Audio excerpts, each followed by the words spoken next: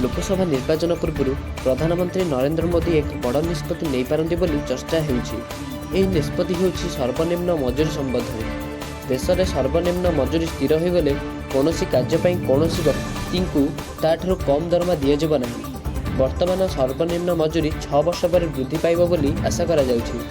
2017 में प्रथम थर पर सर्वनिम्न मजूरी परिवर्तन कर कौन परिवर्तन कर वर्तमान यह वृद्धि करने को सरकार अपेक्षा करिसेंती।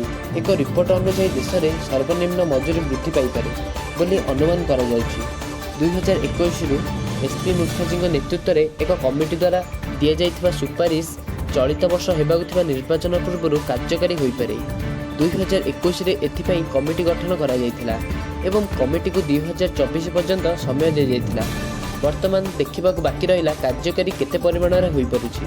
यही कार्य द्वारा भारतर 50 कोटी लोक को प्रभावित कर।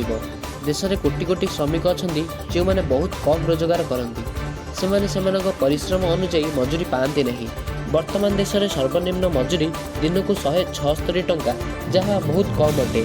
एते कम टंका दे समग्र परिवार बंचिबा संभव नुहे।